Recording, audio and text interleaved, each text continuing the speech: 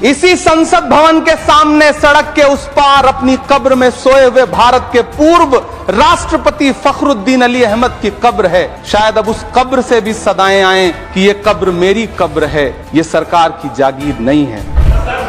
सरकार ने इस बिल का नाम उम्मीद रखा है। मंत्री जी कल से इसे देश के मुसलमानों के लिए नई उम्मीद बता रहे हैं। नहीं मंत्री जी, न तो ये बिल मुसलमानों के लिए नई उम्मीद है और न ही उम्मीद की नई किरण। देश के मुसलमानों से नफरत में इतनी अंधी हो गई है कि खुलेआम देश की संसद में देश सरकार के माइनॉरिटी मिनिस्टर साहब और होम मिनिस्टर साहब झूठ बोलते हैं और देश को गुमराह करते हैं। सभापति महोदय, हम ही को कातिल कहेगी दुनिया, हमारा ही कत्लेआम होगा। हम ही कुएं खोदते फिरेंगे, हम ही पे पानी हराम होगा। सभापति महोदय, सन 1947 में दिल्ली की जामा मस्जिद की तारीखी सीढ़ियों पर खड़े होकर के भारत रत्न मौलाना अबुल कलाम आजाद साहब ने कहा था कि मुसलमानों कहां जा रहे हो, ये है तुम्हारा मुल्क, यहां तुम्हारे आबाओ अजदाद की कब्रें हैं। उस वक्त मौलाना आजाद की ये सदाएं सुन करके लोगों ने अपने सरों की गठरियां उतार करके रख दी थी। आज उसी दिल्ली में मौजूद देश की संसद में एक बिल आया है जो हमसे उसी जामा मस्जिद की सीढ़ियों के सबूत मांगेगा, जो उन्हीं सीढ़ियों के पास अपनी कब्र में सोए हुए मौलाना आजाद को फिर से कब्र से सदा देनी पड़ेगी कि ये जो कब्र है वो मेरी कब्र है, ये किसी सरकार की जागीर नहीं है। सभापति महोदय, मैं जहां खड़ा हूं इसी संसद भवन के सामने सड़क के उस पार अपनी कब्र में सोए हुए भारत के पूर्व राष्ट्रपति फखरुद्दीन अली अहमद की कब्र है। शायद अब उस कब्र से भी सदाएं आए कि ये कब्र मेरी कब्र है, ये सरकार की जागीर नहीं है। सभापति महोदय, मैं वक्फ कानूनों में किए जा रहे संविधान विरोधी बदलावों के खिलाफ बोलने के लिए खड़ा हुआ हूं। संविधान का आर्टिकल 14 हो, 29 हो, 30 हो, चीख चीख कर कहता है कि देश में सब बराबर के हकदार। आर्टिकल 26 कहता है कि सबको अपने अपने मजहबी कामों के लिए मंदिर, मस्जिद, गिरजाघर, गुरुद्वारों का निर्माण करने का हक है और उसका रखरखाव का भी हक है। लेकिन डॉक्टर बाबा साहब अंबेडकर के संविधान को हर दिन कुचलने वाली ये सरकार देश के मुसलमानों से नफरत में इतनी अंधी हो गई है कि खुलेआम देश की संसद में देश सरकार के माइनॉरिटी मिनिस्टर साहब और होम मिनिस्टर साहब झूठ बोलते हैं और देश को गुमराह करते हैं, असत्य बोलते हैं। सरकार ने इस बिल का नाम उम्मीद रखा है।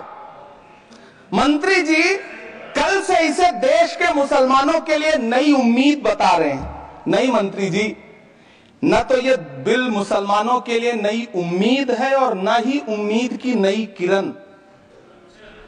सभापति महोदय, भाजपा ने पूरे देश में वक्फ के नाम पर कई सारे झूठ फैलाए हैं। आइए आज उनकी सच्चाई पर बात करते हैं। वक्फ ट्रिब्यूनल को ऐसे बताया जाता है जैसे वक्फ ट्रिब्यूनल कोई मजहबी खाप पंचायत हो। सभापति महोदय, जबकि सच्चाई यह है कि वक्फ ट्रिब्यूनल भी तो सरकारी न्यायिक विभाग है जिसमें सरकार द्वारा नियुक्त जज होते हैं, जिसमें प्रशासनिक अधिकारी होते हैं, कहीं ऊपर से थोड़ी आ गए। सभापति महोदय, देश के गृह मंत्री जी ने इसी सदन में कहा कि वक्फ ट्रिब्यूनल के फैसले के खिलाफ कोई कोर्ट नहीं जा सकता, जबकि सच यह है कि वक्फ एक्ट 1995 की धारा 83(9) के तहत हाई कोर्ट वक्फ ट्रिब्यूनल के फैसले की न सिर्फ समीक्षा कर सकता है बल्कि उसे बदल भी सकता है। सच तो यह है कि वक्फ बोर्ड खुद अपनी जमीनों के लिए कई सारी कोर्ट में मुकदमे लड़ रहा है। सभापति महोदय, दिल्ली की जिन 123 संपत्तियों को लेकर कल माइनॉरिटी मिनिस्टर, होम मिनिस्टर साहब और अभी आदरणीय नेता सदन बात कर रहे थे, आइए उनकी सच्चाइयों पे भी बात करते हैं। 1911 में जब अंग्रेजी हुकूमत ने कोलकाता के बजाय दिल्ली को राजधानी बनाने का फैसला किया तो रायसीना हिल्स के चारों तरफ जो मुसलमानों की ढेर सारी जमीनें थी उनको एक्वायर किया गया और लुटियन को इसकी तामीर की जिम्मेदारी सौंपी गई। सेंट्रल विस्टा की तरह लुटियन जोन का मेगा प्लान तैयार हुआ।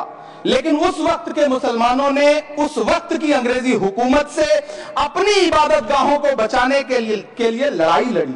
मामला ब्रिटिश गवर्नमेंट तक पहुंचा।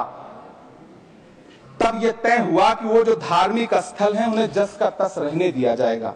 इंडिया गेट के बगल वाली मस्जिद हो जाब्तागंज, सुनहरी बाग मस्जिद हो, पार्लियामेंट रोड वाली मस्जिद हो, ऐसी 123 संपत्तियों के मैनेजमेंट के लिए 1913 में मुसलमान वक्फ वैलिडेशन एक्ट बना और उसके बाद एक नया शहर बसाया गया जिसे लुटियंस जोन का नाम दिया गया। फिर 1943-45 के बीच एक और समझौता हुआ आजादी से पहले। उसके तहत काफी सारी वक्फ जायदादों को सुन्नी मजलिस औकाफ बनाकर उसके अंडर किया गया ताकि उसकी देखरेख की जा सके। गृह मंत्री जी 2 दिन से सदन में जो बात कह रहे हैं वो दरअसल 123 संपत्तियां उसी सुन्नी मजलिस औकाफ के तहत आती। सभापति महोदय, आजाद भारत आजाद हुआ। आजादी के बाद भारत में 1954 में वक्फ एक्ट लागू हुआ, जिसकी धारा 9 के तहत 1964 में केंद्रीय वक्फ काउंसिल का गठन हुआ। दिल्ली की वही 123 प्रॉपर्टीज को 1970 में सर्वे गजेट करके गजेट नोटिफाई किया गया। इसके निपटारे के लिए पूर्व प्रधानमंत्री इंदिरा जी के द्वारा 1974 में एक बर्नी कमेटी बनाई गई।